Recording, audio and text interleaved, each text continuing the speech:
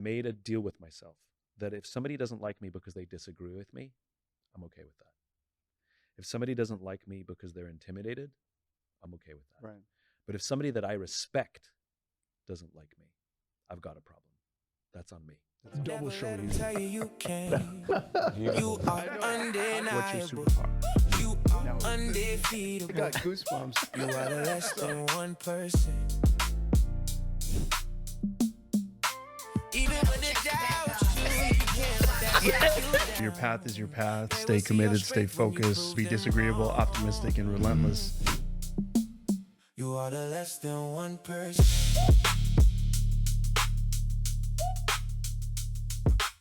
All right, welcome everybody to Less Than 1%. We did something a little different today. Normally we record in Dallas, but I decided to, actually I didn't decide. My guest said, could we do this where I live? Which actually is brilliant because I love LA, and we have an opportunity to spend time with my friend. Then we've done a lot of different things together, but I don't want to go too far and just introduce Simon Sinek. Thank you so Make me much. sound like a diva. I wouldn't say diva. I wouldn't say diva, but definitely we talked about this just briefly pre-show. When you're dealing with your friends and you want, listen, you're going out of your way. It's your time, right? You're spending it with me, which is wonderful, but we want to make sure it's still wonderful. I wanted to do it, Awesome. and it made it possible to do it here, Awesome. and it would have made it more difficult to do it in Dallas. Are you a diva? I'm pretty low maintenance. Okay. I'm pretty low maintenance, to be honest. Like So- I hate when sort of like I hate being fussed over. Like whenever like I go to events and they're like, give me a separate room for my lunch. And I'm like, I eat with the crew. I eat with I hate being fussed over. And you're consistent with that because you came to our event and you did not want to eat separately. You didn't want to be in a separate room. You wanted to just hang out and you wanted to see Of all course. the things we were doing. Of This course. is amazing. Of This is course. amazing. That's like, of course. Do you remember when you made me cry? Only once?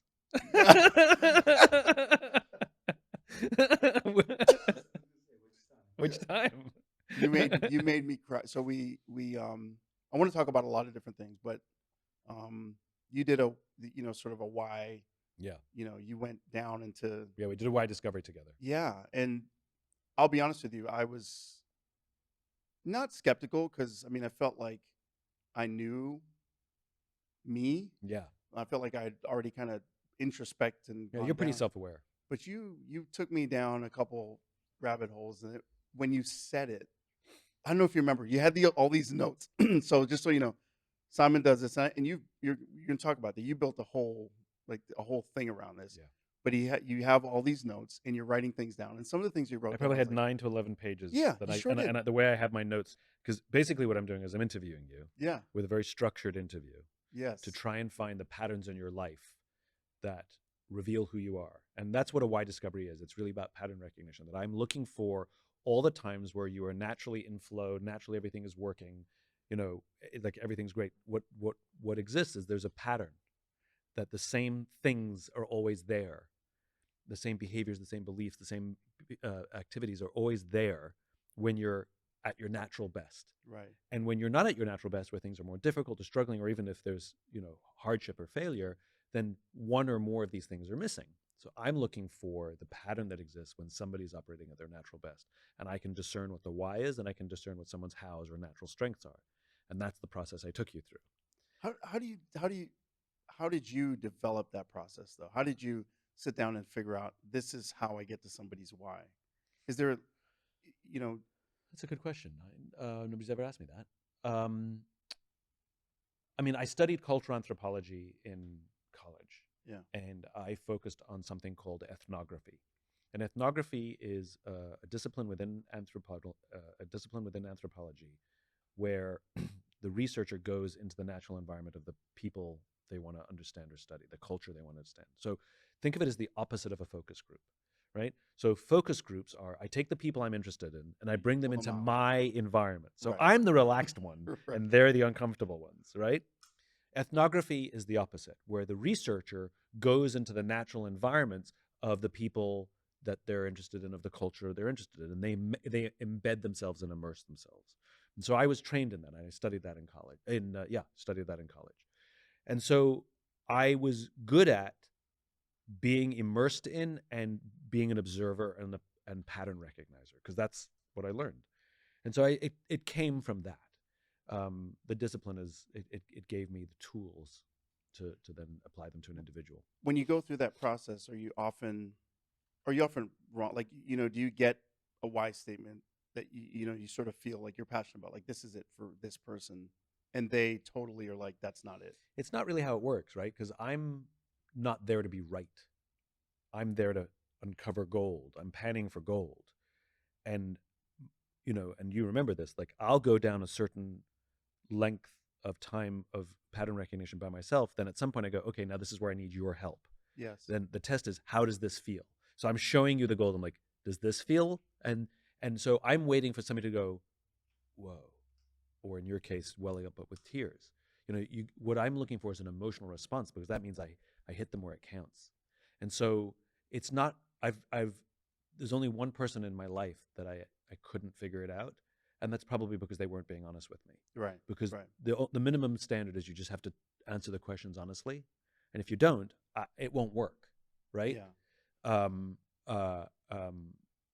But otherwise, no, they've all worked, because that's who somebody is. Now, where it gets funny is that I absolutely nail who someone is, but instead of accepting who they are, they're comparing themselves to somebody else. Right. And they want to be that. Right. So they may be, they don't disagree. They completely agree that is who they are.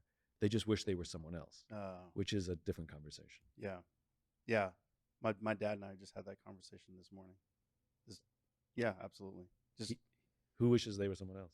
I don't think it's a wish. I think it's funny how you always give me goosebumps at times whenever we talk, because it's on a different level. Sure. But that's I think the search of life meaning is to accept who you are and dive into that, and whatever that 100% authentic superpower thing you do, and be able to impact the world through that. Yeah. And so we were talking about writing and and speaking and all these different things, and I told him, I said, Dad, it's sort of, there are really popular people who speak all the time that just you just like, it's just sort of empty. And then there's people who are profound that really change people's lives that probably aren't very popular. Yeah. But that's okay. That's okay. You don't want to be someone else. I mean, the only thing, I am me, and I would be me whether I had a bully pulpit or not. Yeah. And I've always been that person who has that sort of optimistic, inspirational sort of impact on the people around me. The only thing that a career affords is the opportunity to do it at greater scale. Yes. But my career didn't give me who I am. It just allowed me to operate and touch more people's lives. Right. Where people get insecure about their why is there's sort of, broadly speaking, and nobody's purely one or the other, but broadly speaking, there's sort of two big groups of why types and how types, right? A why type tends to live in the clouds, a little more visionary, they can change the world, right? The how types tend to be more functional, more sort of like operator, right? And you see it in their why language, right? So in the why language of a how type you'll see things like build, create, those kinds of verbs, right? Mine is to inspire. It's like ethereal, right? Right. And what I've learned is that is why types can change the world if only they knew how. Right? How types can do extremely well. They'll be very successful, but they may not have world-changing or life-changing impact from their work unless they align themselves with a Y type. So how types will always do well. Right. They just won't work at the crazy scale unless they align themselves with the Y type. The Y types could change the world, but they're completely dysfunctional without help. Is it that CEO, COO Yeah, it's kind that of kind of thing. Like relationship? Walt Disney had the ability to change Yeah. the world, but not without his brother Roy. Yes. Roy would have done very, very well without his brother, Right. but Roy needed Walt to have the impact that he had in his life. Walt would have been dysfunctional, and probably Roy joked about it, that Walt would have gone to jail for bouncing checks if it weren't for me, right? And I Right. can relate, you know. Yeah. Yeah. And so where it gets interesting when you do why discoveries is how types are sometimes very insecure about being how types, because our world, and I think unfairly, tends to lionize and glorify the Y types, the Right. Steve Jobses, Yes. the Yeah. visionaries. We tend to give them too much credit, and then these people who actually make stuff happen, who sort of linger in the background, and because we over-index on the value of the Y type. Remember, who cannot get shit done without help. Right. And very few people in the world, very few people are like balanced both. Like excruciatingly Right. small That's what I number. was going to ask you. Can you? They're mutually exclusive to a degree. Look, nobody's purely one or the other. Okay. Clearly, Right, I'm not right. completely dysfunctional and drooling on myself that I can't get anything done. It's a Venn diagram, right? Right. But on balance, I need people to help me. I Yes. am not good at building structure, and I'm disorganized because my head's in the clouds, right? Yes. I'm an artist. Think of it that way. I'm Right? creative. Yeah. I'm a I creative, feel it. right? You think of it that way. Whereas the how types, like I said, head down, and because our society loves the Y types, the how types who are so good and so that they're like, but I want to be like. I'm like, I know you do, but you're a freaking badass, and Yeah. let me show you the pattern of how amazing you are, and when you're inspired and when you're at joy.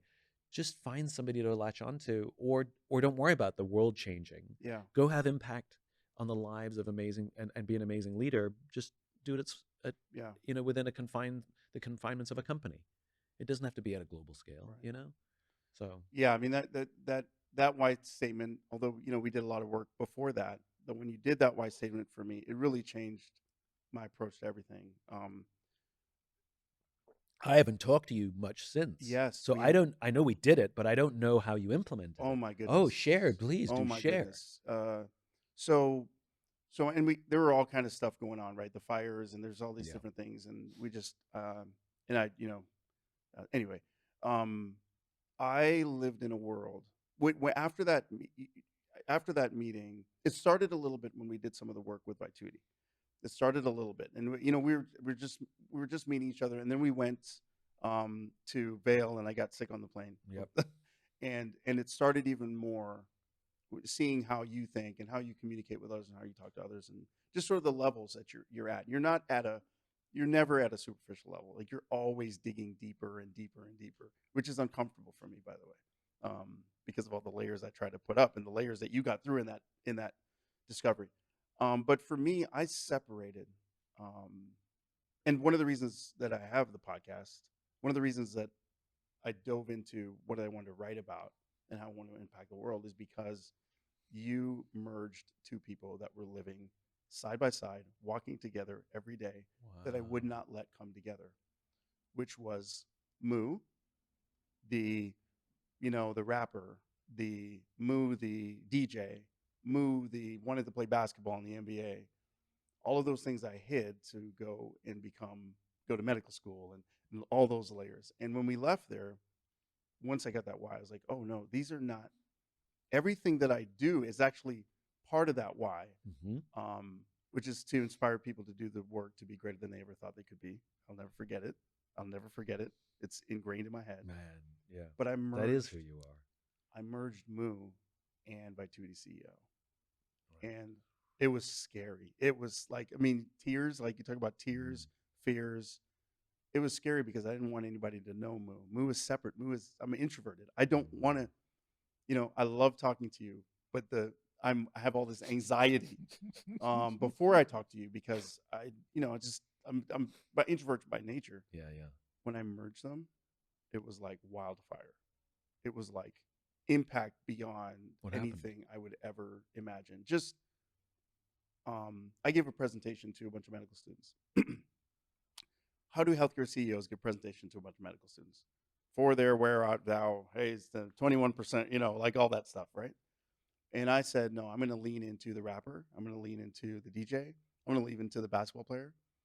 And I did the whole presentation with little clips of rap and little clips of music.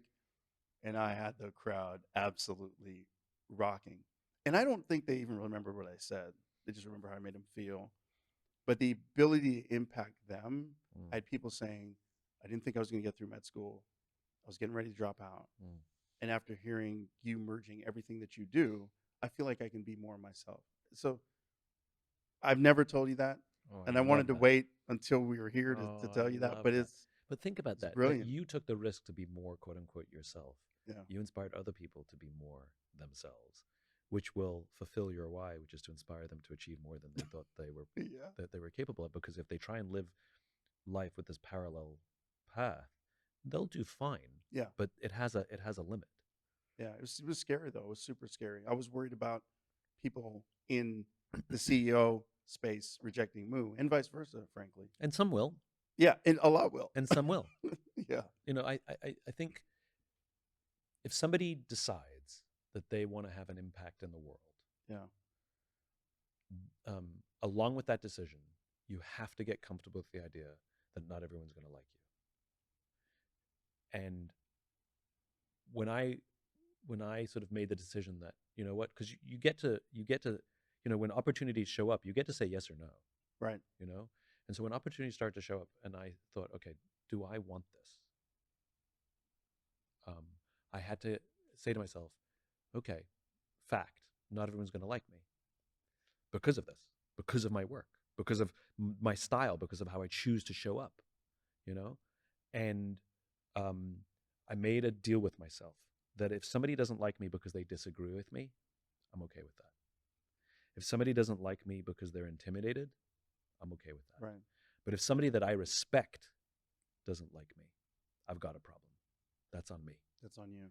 And that's because I'm believing my own hype, or I'm getting arrogant, or whatever it is. And now I gotta like double check. Yeah. You know? But and I started to see it. When I started on the speaking circuit. That's Freudian. That's true. Freudian. That's a true statement. When I started on the speaking circuit, you know, speakers wore suits. It was unheard of to show up in jeans at a corporate event. Yeah. You know, but I did. And there were some people that didn't like it. And I thought to myself, and my whole point was, but this is who I am. Yeah. You know, now it's normal. Yeah. You know? Yeah. And because I felt like I was giving a message of authenticity. Right. I couldn't act like someone else. And I'm not saying that everybody should wear jeans to events. And I absolutely believe you have to be respectful. And it's not like I showed up in like, you know, a backwards baseball cap or something. Yeah. You know, I didn't show up like I dressed on the weekend. I wore nice jeans and shoes and a shirt and a belt, and, you know, I looked nice, but they were jeans. Yeah.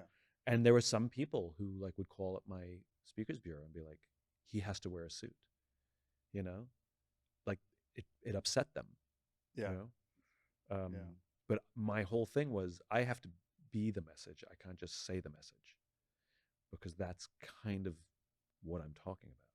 Yeah. You know, that doesn't mean, and I think in this, it's an interesting conversation, right? Because in this modern day and age, that message has now caught on, and everybody knows that, and authenticity is a thing, and all of this stuff. But I think we sometimes take it too far and get confused that you don't live in the world by yourself. Correct. Yes, you should be yourself.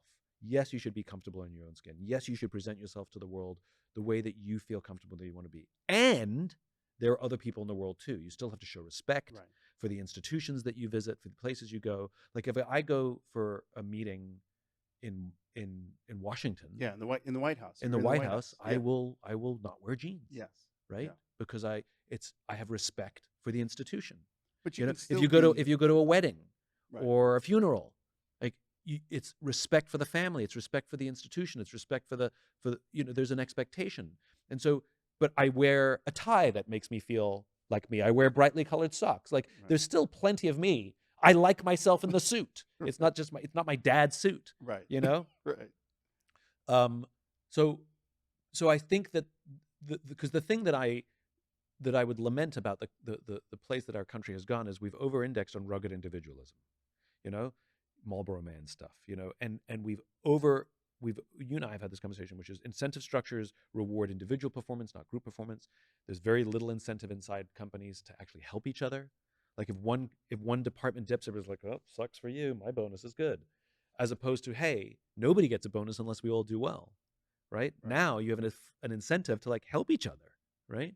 And I think that goes for how we want to present our authentic selves to the world as well, which is, don't go the rugged individual route where like I'm the only person in the world and this is who I am and take it or leave it. I'm like, there's a line, and I think and you have to dance the line. I'm like, sometimes it's hard. Like sometimes you go too far and sometimes you don't go enough. Sometimes I was like, shit, I should have just been more myself. Right. And then sometimes like, maybe I should pull it back a little bit. Like I'm not the only person here. And I'm just sort of, we have to remember that there are other people in the world. It's like going to the top of the subway and stopping and then deciding to look at your phone. It's like there's people behind you. Right. It's like there's other people in the world. And just that idea that like you're not the only person in the world. And I think it goes with how we show up in the world as well. We're social animals. 100%. And when somebody says, like apologies, I'm really going on a soapbox here, interrupt me at any time. like when somebody's like, you made me sad. It's like, I can't make you anything. Your emotions are I'm like, no. Yeah. You can, the way you show up in the world, the way you speak to people, the way you look at people, absolutely has an impact on how people feel about themselves. Yes, they have their own emotions. There's two parts, how their own narratives, their own stories, their own self-image. Absolutely, that plays into it. But in the chain of causation, you're in it. Yeah. Like if I'm an ass to you and I say mean things to you and I poke at your insecurities and you say, stop, you're making me upset. I'd be like, I can't make you anything. Your feelings are your response. Right. No, I did that. Right. Right. And I think we have to have accountability to the world and to each other. And I think we're kind of slipping away from we're losing it. We're kind of losing it a little 100%. bit. Like we rise together, we fall together. And yes, I'm responsible. But this is what I love. I don't know if you and I have ever talked about this, but Maslow, hierarchy of needs. Mm-hmm. Maslow got it wrong, right? So on Maslow's hierarchy of needs, he has, the base is food and shelter, right? And the third level up is relationships. I've never heard of anybody dying by suicide because they were hungry. I've heard of people dying by suicide because they were lonely, which means there seems to be something more basic than food and shelter. Right. Kinda. The mistake that Maslow made is every moment of every day, we live in paradox as human beings. Every moment of every day, both of us are individuals. You are Mu, I am Simon. And every single day, we are members of groups. You're a member of a company, you're a member of a family, you're a member of a team, you're a member of a church, right? And so every day, we are forced to make decisions. Do I put myself first at the expense of the group? Or do I put the group first at the expense of myself? Yes. It's a paradox. And there's an entire school of thought that says, no, you have to take care of yourself so that you can take care of the group. And another school of thought that says, nope, you have to take care of the group so the group will take care of you. And the answer is yes. Yeah, like it's paradox. And every day we're confronted with this tension. And sometimes we over-index in one direction at the expense of ourselves and our own happiness, our own health. And sometimes we over-index in the other direction and we kind of like screw the group because we're like, I got to take care of me first. And and so Maslow only thought of us as individuals. As an individual, you're right, food and shelter have to come first. Yes. But as a member of a group, as a member of society, as a social animal, feeling like I belong is actually more important than food and shelter. Yes. And then at the top of his pyramid, he had self-actualization. Right, which is group. Like I'm going to stand on the top of the pyramid and look down at everyone. Right. What about shared actualization? That we rise together, that we get through this together. And that's the point.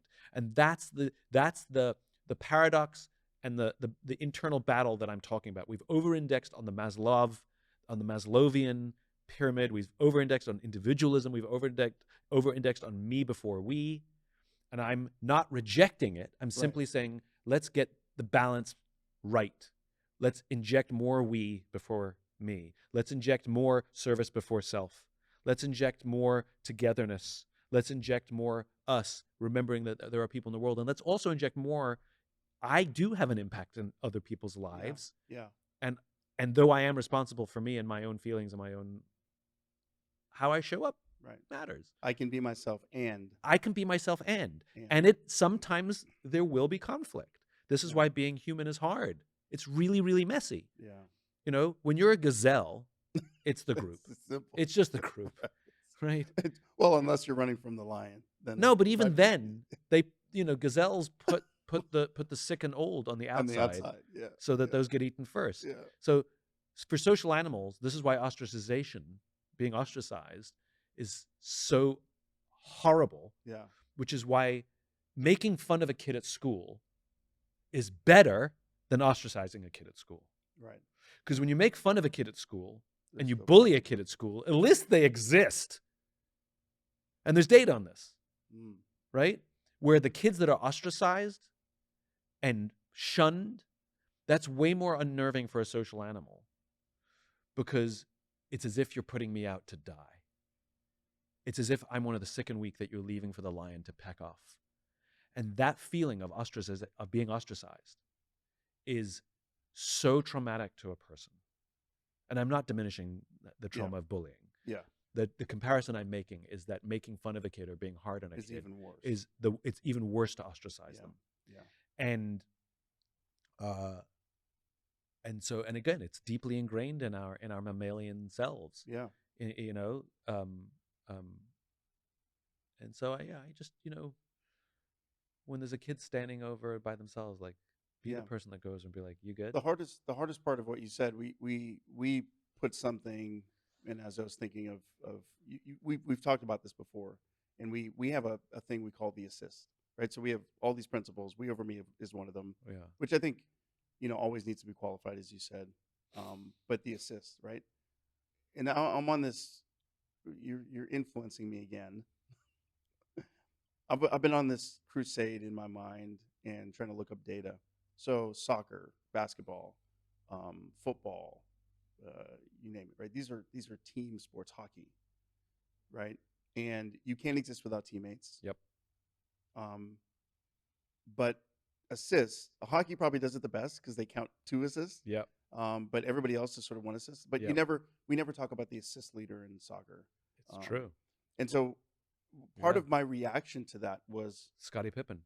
yeah, are we moving away Would there be a Michael Jordan without a without Scottie Scottie Pippen? right? Who was the assist? He passed the ball. He was the Right. assist Or- king. Or my favorite, which is fiction, would there be, Jean-Luc without Will Riker? Like there's all these different things. Yeah. Or Star Wars, you can Yeah. Han Solo, right? Like, so there's all these different things. And I thought So good. the ultimate meritocracy in sports, I mean, there's probably other places, is like tennis and golf and track, right? Because at some level, if I'm the fastest, I'm the fastest, right? There may be people that help me get there, but there's no underrated track athletes. There's no underrated tennis players. Okay, what you're saying is so layered. Well, we have layered conversations. So let's unpack this. Obviously, Right. an individual athlete, their performance is their performance, right? Obviously. Right. If they came in first, Right. clearly they were the one who ran the race and they were the one who performed, clearly. Yeah. Right? But if you look at, let's take Olympians, for example, Yeah. Yes. right? Which is just an exaggerated, right? That individual athletes, when their careers are over, regardless of their level of success, it's not actually the level of success. Success does matter. The successful ones tend to suffer depression at the end Yeah. of their careers, right? Yes. So Michael Phelps becomes the most medal Olympian of all time. What happens next? Depression. Andre Agassi becomes the most storied tennis player of all time. What happens next? Depression. Team athletes don't tend to suffer depression at the end of their careers. Yes. Yes. And the reason is because they knew that it was us. And so whereas the individual athletes, their entire identity is wrapped up in quote unquote being the winner. Yeah. Yeah. And also because they're so high performing and so individually driven, that all their relationships are very selfish. Like, can you serve my dream? Right. Trainers, and they make teachers. tremendous sacrifices. Yeah. And if you cannot serve their ambition, you have no place in their lives. And they tend to have maybe one person, their mom or something, but or their sister, or whatever right? it is. Like Venus and Serena. Right. But usually what happens when their careers are over, they have no friends because everything was transactional. That's interesting. And so there's not only does their identity get threatened because they're no longer the winner, the champion, the gold medalist, but now they also don't have a safety network of friendship to go to and hold because Right. everybody was there isn't the championship team, meeting 20 years later and No. hugging about all the great things or the and terrible the things. coaches aren't all getting together because Yeah. you fired me, Yeah. you know? Yeah. So yeah, no, that's not happening. Yeah. And- Maybe Tiger's going through that. I mean, for sure. Yeah. I mean, Yeah. individual athletes who get to the point where they are, like I said, the more, because I talked to Olympians when I was researching Infinite Game. I talked to Olympians and I talked to medalists.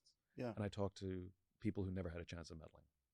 And there was one Olympian I talked to who she went to 2 Olympics, and she got cut after the first round in both Olympics, right? Maybe she made the second round. And she's healthy. She's happy. Her head's good. And she was on the same team as the famous high-performing, if I drop their names, you'd know who they were. We would all know who they are, you know? And she was like, I'm so glad I was never a medal contender because they're all screwed in the head. Right.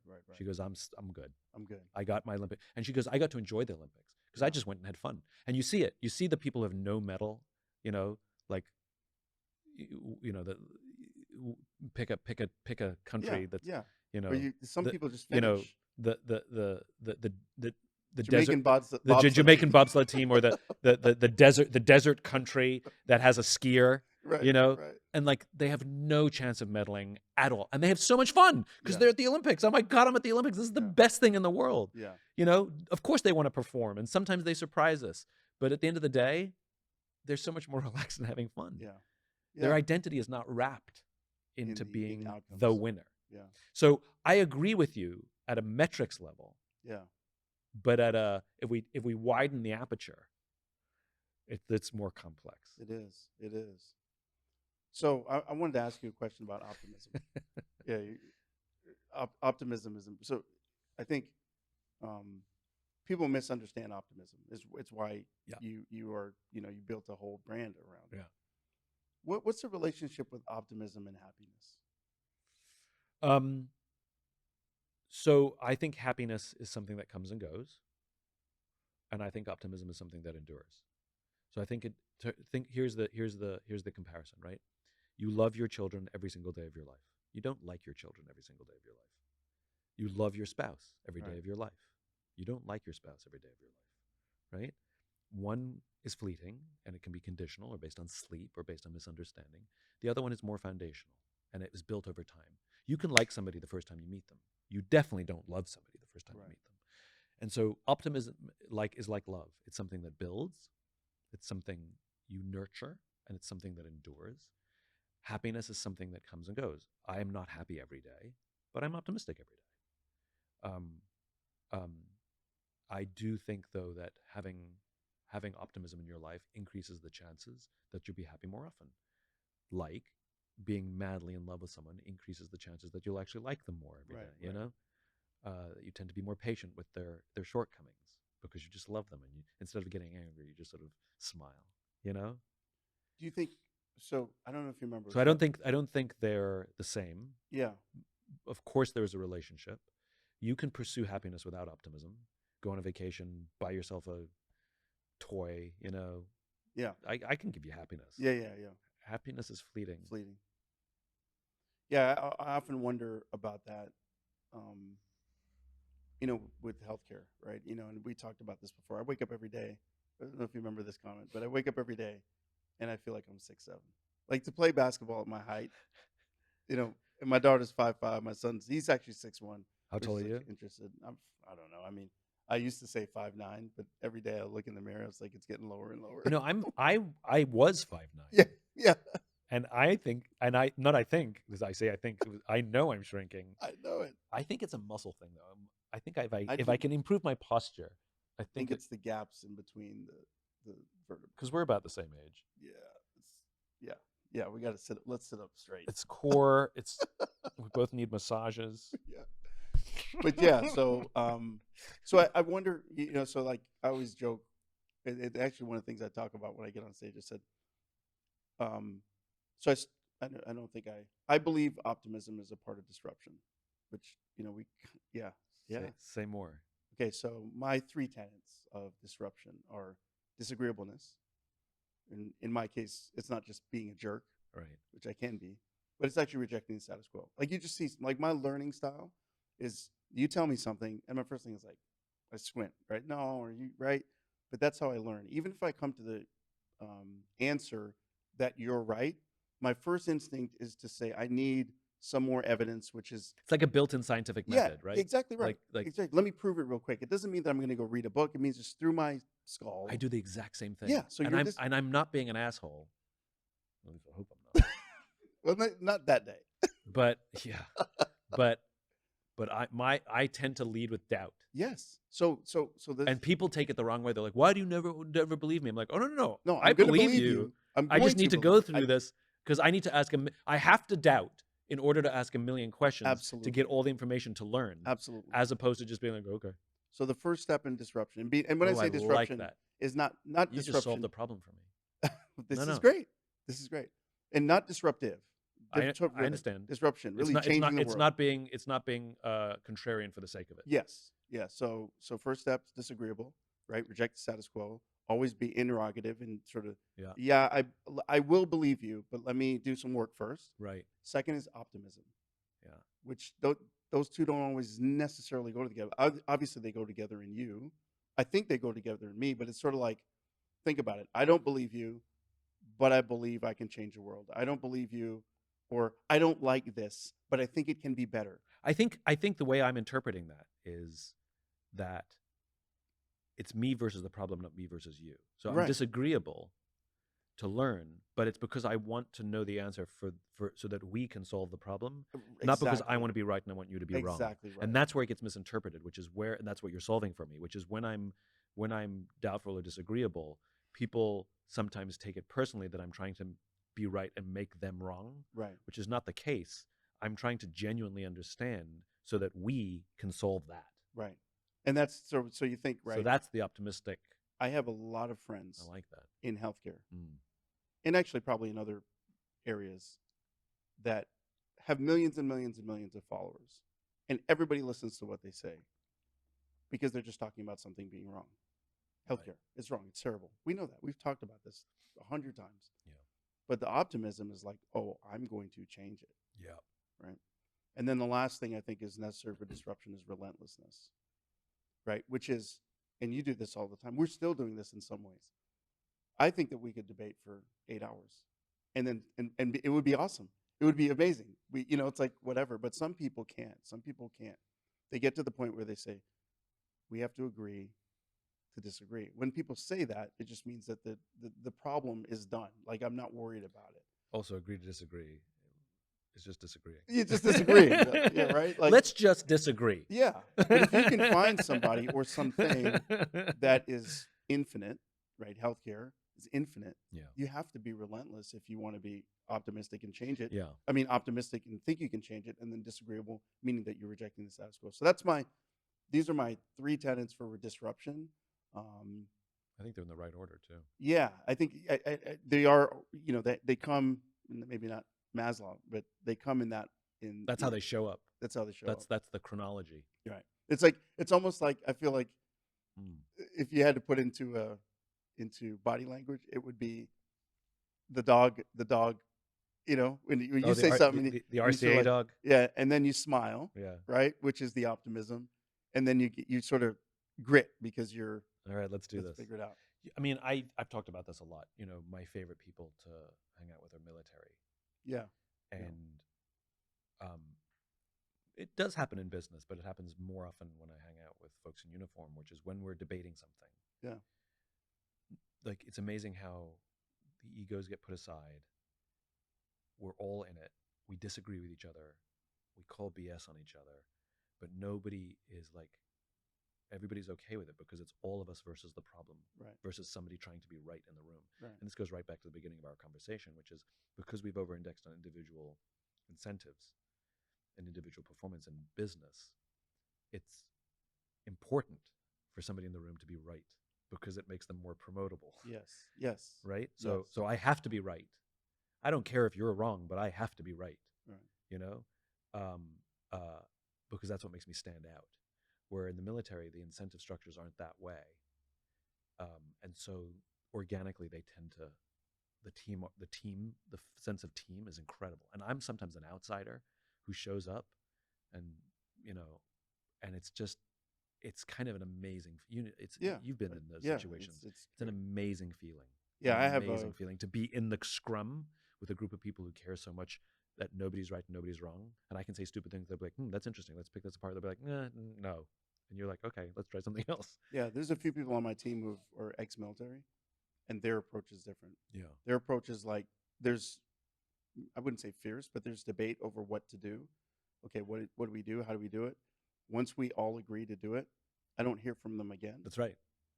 I'm like, I don't even. Right, and then all of a sudden they come in one day, and they say, "Well, how did that go?" And they're like, "Oh, it's done." Yeah. Like, how did it go? Oh, went amazing. And they'll never say, and if it fails, they'll never say, told you so. Right. The Marine Corps does this thing called the LRC. It's called Leadership Reaction Course when you're at OCS, which is Officer Candidate School, where they pick their officers. And basically, it's 20 mini obstacle courses that you have to solve within a period of time, right? And one of the things that they're evaluating is not only they're evaluating the leadership qualities of the person who's the leader, but they're evaluating how good a follower all the other Marines are. So, for example, they want the leader, before they attempt to solve the problem, that get advice from the team. Like, okay, how are we going to solve this, right? And then they're looking for that leader to take advice and then be decisive and make a decision as to what the course of action should be, and then execute, right? They're looking for that. They're evaluating the leader. But they're also evaluating everybody else. Are you contributing? And then once the leader has made the decision, will you work tirelessly to see the leader's decision succeed, even if you had a different strategy? Right. And if the leader decision fails, do you go, told you so? Yeah. Or do you be like, all right, let's work to fix this? And so they train and look for the best followers as much as the best leaders. Yeah. And what I've learned, and you and I think, agree on this, which is the best leaders are the best followers. Yes. You know? Yeah. Because it is about all together. And once the decision is made, then that's the decision. And I'm going to work tirelessly to see that the leader's decision is successful, because that's what they decided, and that's how we're raised. We're in business. If the leader makes the decision that I disagree with, I'm going to half-ass it. I'm going to say, told you so. I say, should have gotten my way. And the reason is because I want the promotion. And even worse is that you go tell other people. Or you sabotage. You sabotage. Or you say, oh, see, I told you that it wasn't the right decision. And I see that more than I. And you do it. You do the work begrudgingly. Yeah. As opposed to with zeal. Yeah. And so I have so much respect that they have learned that the best leaders are the best followers, and the best followers actually make the best leaders. Yeah.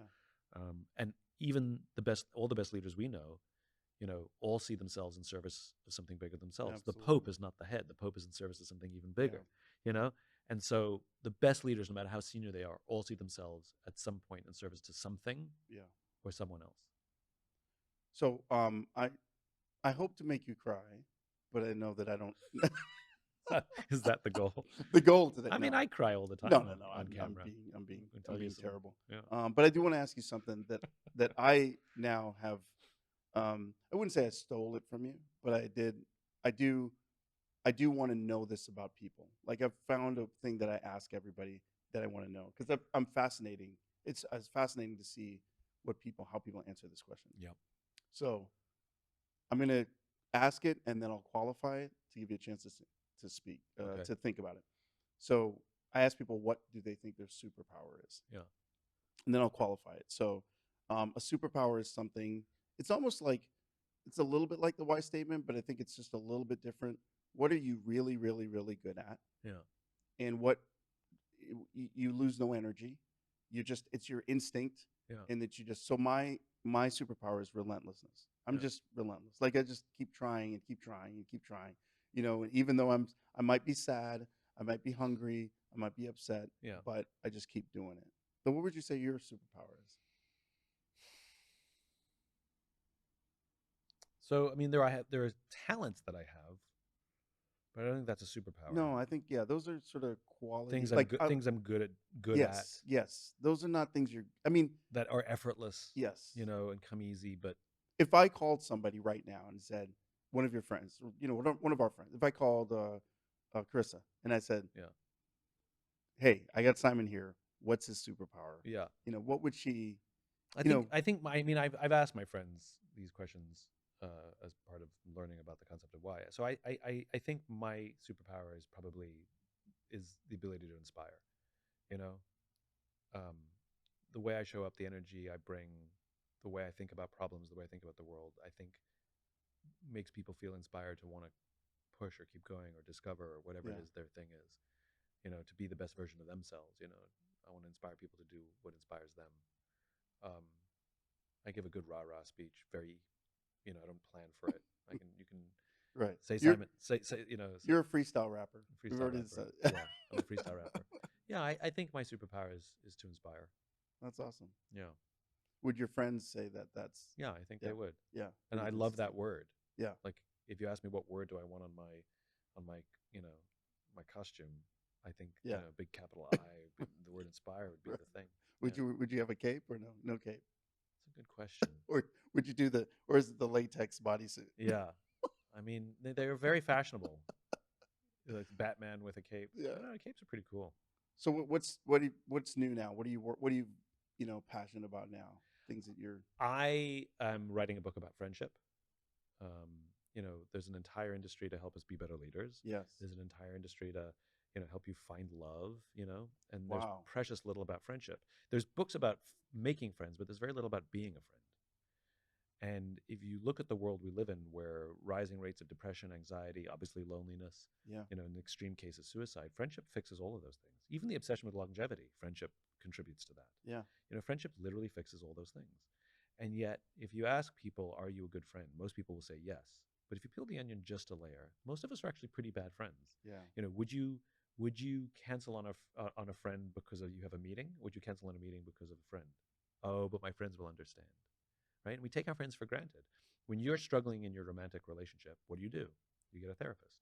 Yeah. You get counseling to help you figure it out. When friendships run into trouble, what do? They just walk away. You walk away. I Yeah. know friendships that have been years long and they have one disagreement, one fight, and it destroys the friendship. That doesn't really happen in marriages or romantic relationships. Wow. And we have lower standards. And as a result of all these things, you look at sort of how our world has sort of even what we value. Like we've overvalued the romantic relationship and Yeah. undervalued the friendship. Right. So true story. My longest relationship is 3 years. Right. I've never been married, and probably a little more than 3 years. And I've never been married. And like I'll go on a date, and people will say, "What's wrong with you? What's wrong with you? You've never been married. What's wrong with you?" Oh, as if it's a As if I have a medical condition. right, right. Like there's a problem or there's a There's reason. a problem, right? And then they diagnose me. You clearly have commitment issues. Clearly, right to right, them, right, right? And then I started to believe it. I'm like, I don't think I do. Maybe I do. I have a friend. She was in a 16-year relationship. She will freely admit she should have been in it for 1 year. Right. He was an alcoholic. It was very dysfunctional, and she stayed in it for 16 years. We talked about this last time. 16 years, even though she should have been in one. And society looks at her and says, "Well done. That's correct. Better you should be in an unhappy relationship for over a decade that ends in divorce, Right. rather than not get married because you just haven't found the person, or maybe you haven't found yourself, or whatever it is." And I'm not. My point is like, I want people to find the relationships they want. I want people to have whatever they want. The point is like, if I'm a happy person because I have amazing friends, and my friendships have kept me alive and kept me happy. Right. And I've invested in my friendships, and some of my friendships are better than some people's marriages. Right? But society looks at me and says, she did it right and I did it wrong. That is And profound. so I'm simply saying, let's give friendship more credit. We celebrate Valentine's Day. So you have to have a Valentine. So you make people feel like they're a loser if they don't have a Valentine's. In Scandinavia, in Finland, for example, there is no Valentine's Day. It doesn't exist. February 14th is Friend Day. which can also be the person you're in love with. Right. Profound. February 14th is Friend Day. That is correct. Let's celebrate the friendship. And people who say my partner is like my best friend, great. Celebrate Friend Day. I think we should do away with Valentine's Day, and I think February 14th should be Friend Day. Yeah. Right? It doesn't devalue the relationships. It highlights the friendships. Right. And friendship is it's ubiquitous. It's the greater, or it's sort of the thing that all of these other relationships are built around. Yeah. I mean, at some level, even families, parents. Yeah. I mean, there's a component of that friendship that if you don't have, you can have pretty poor relationships. My friend Will Godera says this. He says, like, if you're a better friend, it makes you a better leader. If you have really good friendships, your friendships help you be a better leader and help you be a better spouse or romantic partner. But if you're a great leader, it doesn't make you a better friend. And if you're a great romantic partner, it doesn't make you a better friend. It sounds like friendship is the only one that actually benefits the other relationships.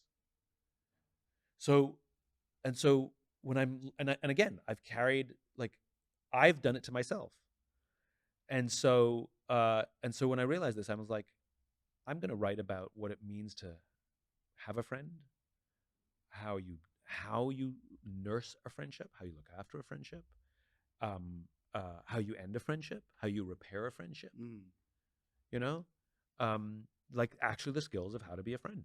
So that's what I'm obsessed with right now. Is it? I mean, there's not many people writing about that. No, and I hope more do. Like, just like leadership there's like a bazillion leadership books. Yeah. I hope that there's a bazillion friendship books. And it's, since I started talking about it about 3 or 4 years ago, it's starting to rise. Yeah. And I hope it takes off. That's amazing. I want competition. I want more people weighing in on it. I'm not the only person who has an opinion, and I'm definitely not the only person who has a lock on the ideas. I just have my point of view. It's fabulous. It's fabulous. I think I'm evaluating the definition, the maintenance, all of these things, And I do have a friend, and I was going to say former friend before I asked you the question, but it actually is still a friend who we, like, it was like, I'm done. Yeah. But you're right. There wasn't no therapy. You have divorce. You have, all these rules. Like, it was just like, I'm not talking to you anymore. And by the way, I've done it as well. Yeah. I'm not proud of some of it, and it's where, and people have done it to me, you know? And I think we live in a world now, especially if it's a new friend, I mean, the standards are different. Yeah. And if it's a casual friend, the standards, but even that, like the taxonomy of friend, in America, like, the Europeans make fun of us because everybody's your friend. Right. And we throw that term about a little too loosely. Oh yeah, they're my friend. Like, talk to him. He's my friend. It's like, you met him once. But right? you have a, I try and use terms like acquaintance. Yeah. I use terms like new friend. I use terms like work friend. Got it. I try and use the taxonomy to help people understand the dynamic of these relationships and friendships, because friend is a little more precious. But I've seen you, obviously, with me, with other people, 1 conversation, 2 conversations, 10 conversations. You have an ability to make people want to connect with you. And that can be a challenge, right? And let's say you said coworker, you meet somebody who, I don't know, something transactional. You're gonna go to Abu Dhabi and do some big conference, and it's just, they just want you to speak and it's done. Yeah. But everybody that meets you there, the way you interact with them, they're gonna feel close to you. Yeah. How does that play into friendship? Somebody who's nice and who's I wouldn't say, maybe not nice is the right word, because I did watch your question about kind and nice, which I like that. But when somebody is infectious in the way they interact with you, a lot of people want to be their friends. Yeah. But they don't want everybody as a friend. That's too much work. Yeah. How do you balance that? Because there's some. Let me qualify some more. So I think you deal with this, right? There are people in my role who, CEO. Oh, well, the minute you're the CEO, you're better looking, and all your jokes are funny. No, this is so funny. Jordan knows he's going to laugh at me. You're better looking. You're lighter than you really are. Your jokes are funny. You're taller than you really are. Your jokes are funny. Yeah. And so you end up. And you're so much smarter. And you're so much smarter. Yeah. And you end up with over this course of 10 years, my group of people that I can have meaningful conversations with, even if it's every so often, it doesn't have to be daily, Yeah. weekly, monthly, even yearly. That number is so small. Yeah. It's actually like sort of the loneliness of, I think, these high level leadership roles. Because Yeah. anytime you talk to somebody, it's like, well, either they want something from you or you need to get something out of them. Yeah. I don't know why I just said all that. Other No, than I think that's confessing. I think that's true. No, I think that's true. You know, I think candor and honesty and not leading people on is a big part of it. Right. You know, I met a kid, and he was lovely and charming and nice and believes in the work. And he said, sort of it's akin to like, will you be my friend? He's like, will you be my mentor? Like, Oh. I can't pass up this opportunity. Will you be my mentor? And I said to him, we just met. Right. I said, you can't go up to a stranger and say, will you be my friend? You can't come up to me and say, will you be my mentor? Will you marry me? It's like, I just met you. I don't even know you. Right. And you don't even know me. I said, the people who should be your mentor are the people who know you and love you and care about you. And if I had the opportunity to do that, maybe, but like, yeah.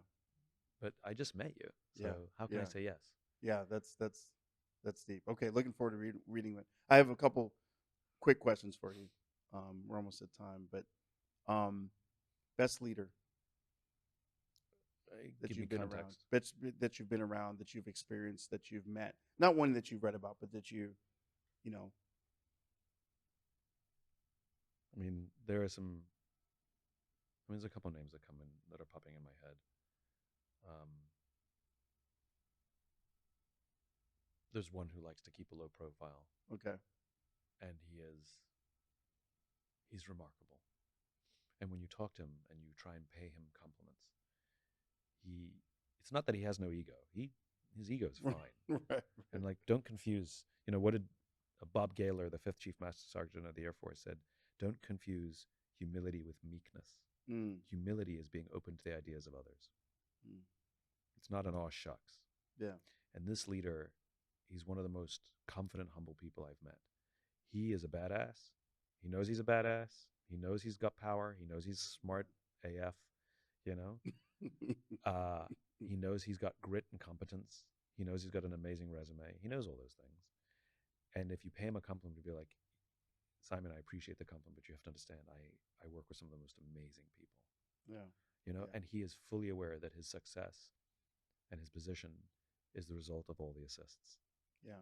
And he's always grateful to and I see his interplay with others, and the people show him amazing respect when he walks into a room, and he's so gracious and grateful. And that doesn't mean he doesn't hold people to high standards. He holds people to very high standards, and people want to do right by him. But his humility inspires me. Yeah, that's his awesome. Gratitude. Yeah, I think humility is one that. Do you think that you can learn it, or do you think it's just something very innate? No, I think you can learn it. Okay. I mean, okay. Somebody sometimes has to be served a big piece of humble pie, right, to learn the taste of humility. Yeah. Of course it's learnable. Yeah. Of course it's learnable. The sad part is I see this in senior leaders sometimes, is they were humble. Yeah. And then they started to believe their own press. Oh, absolutely. And they started to believe their success is because of them. Yeah. And they forget the number of people who helped them along the way. Yeah, no, I've definitely found that. We did this the story becomes revised over time that I did this. Yeah. Or you meet, I like a lot of musicians. You've seen on my Instagram, I have a lot of cool drummers and cool different people. And I always reach out to them. I always reach out. You're amazing. And the best leaders out of them, they'll go from, being nobody to being everybody. And they'll always they'll answer my text right away. Like they'll call me. Hey, I'm going to this concert. I'm like, can you come? I was like, no, I can't. You have a million people there. But there's some of them that don't even answer once they get that ramp. Okay. One thing that you haven't said anywhere else that you can say on less than 1%. Or maybe it doesn't have to be. I mean, give me a little more focus than that. I mean, yeah. Is there something? Many things I haven't said. Is there something that people could learn about you that they wouldn't know from digesting you in other venues where you are a lot? I mean, I think, yeah, sure. I mean, people think I'm this like hardcore business guy, and I'm not. I'm an artist. I show up like an artist. I act like an artist. You know, and my sensibility is much more of an artistic sensibility in the way I solve problems and come to the table, um, which makes me a misfit in the business world, Yeah. but also makes me a misfit in the art world because I have one foot, squarely in the business world. Yeah. I've written business books. We're misfit. Maybe you're pushing them. I You're mean, pushing them. I don't belong anywhere, Yeah. and I've been a misfit my whole life. I was friends with everybody in every clique, but I wasn't really in any clique. Yeah. Yeah. And it's like everything. It's not a good thing or a bad thing. It's wonderful to be a misfit and unique, and it's also wonderful. It's also, you're like, I wish I belonged somewhere. So it's not a good thing or a bad thing. It just is. Yeah. It's a strength and a weakness. It's an advantage and a disadvantage. But I like being an artist, and I love artists. My two favorite people in the world are military and artists. Yeah. And the amazing thing is they're the exact same human being. Because both of them, neither of them thought they were going to get rich doing what they're doing. Yeah. Both of them, whether they knew it from the beginning or discovered it later, what they do is became a calling. Both of them make huge sacrifices to do the thing that they do. And in both cases, 100% of the benefit or the value of the thing that they do is for others. Mm. And so for me, when I hang out with my artist friends, I hang out with my military, it's the same people. Same. It's the same. Same value set, same motivations, service orientation. Yeah. Same. Any since we talked last, it's been a little bit. I've been through obviously a lot of transformation. You have any questions for me? I mean, I want to sit down with you afterwards, and I want to hear all the things that you've been doing in the combining of two moves. Yeah. I'll try. I'll promise not to cry. That's really wonderful. Yeah. And I love that the work that we did together sparked that. Absolutely. Like, that to me is the greatest gift you can give me. Yeah. That instead of just having an interesting session together, that it actually played a role in the next stage of your life. Yeah. And the next stage of your career. I want to hear that. Yeah, it's well, that's a whole podcast unto itself. That's like a whole weekend or something. So most of the people that digest this and are, I think at some level they feel underrated, they feel a little underappreciated, or they feel like they can't totally be their 100% authentic selves, and they're not showing that superpower every day. What advice would you have for them? So I think find a place you can. I think the mistake that people make is they think it has to be all or nothing, or they think it has to be everywhere all the time. And that is risky and scary, and you can easily talk yourself out of it. Or if it doesn't go well, because sometimes it doesn't go well, you will quickly have evidence not to do it again. Yeah. And so go and do that in the safe places. And I don't believe that you have to be your full, completely open self in public all the time. That, again, goes to the value of friendship. You have to have it somewhere, but you don't have to have it everywhere all the time. I think, there's this concept in anthropology that has now been sort of adopted in the world called code switching. And everybody knows what it is, and it's sort of gotten a bum rap. It's completely normal that you code switch for the situation you're in. Like, how I show up with my friends is not exactly the way I show up on stage. Yeah. How I show up for an interview, for the first time I'm interviewing for a job, is different than how I show up on my 7th year at the company. Yes. How I show up at my friend's wedding versus my wedding, like how I show up at a funeral, how I show up, like, the jokes that I can make when I'm in a meeting versus the jokes I can make with my friends are different. Yeah. They have to be different. I have to code switch to be the responsible leader when I'm at work, and I can code switch and relax and do things differently when I'm with my friends. You have to be aware of the world, and you slightly adjust. Now, the question is, you still want to bring yourself to all of the situations. So the idea that code switching is bad if you're suppressing yourself, suppressing your personality, suppressing who you are. Then it's overdone, right? And so you don't have to be your fully open, realized, magical, wonderful you everywhere, all at once, all the time, every place. I wouldn't recommend that, because people won't know what to do with you. They won't know how to react. Some of it's legit inappropriate, right? However, you do have to have some spaces that all the code switching can go away. Yeah. And all of the tweaks and hedges that we have to make in polite society. Yes. You have to have small places that you can do that. And some people are able to find big places that can do that. Some performers are able to do that. Love that for them.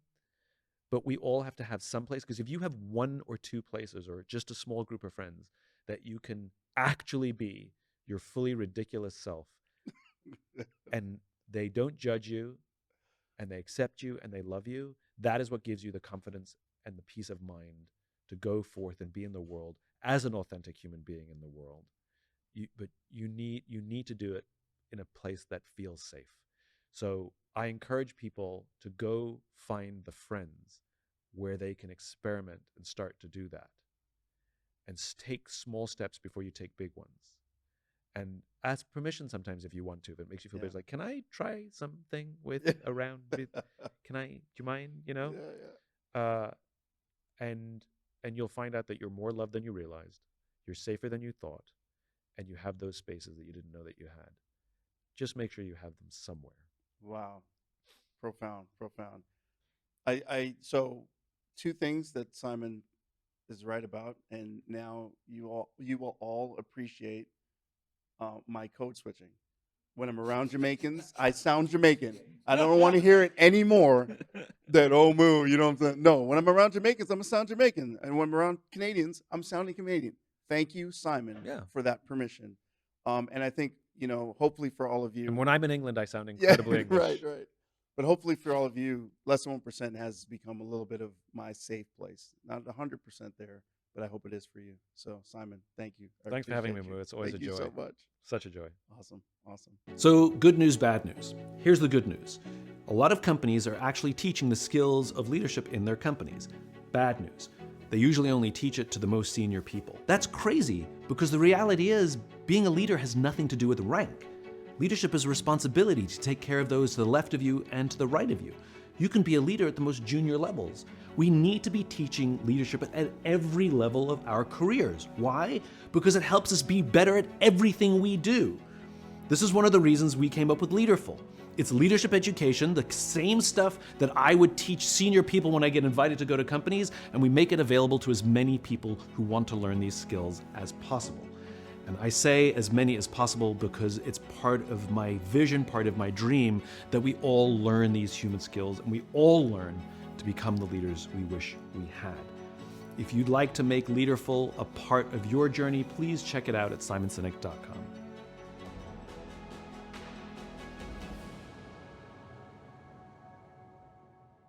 Been through the fire, but you did not burn. They didn't know you were forged in the fire. They thought you'd give up, but you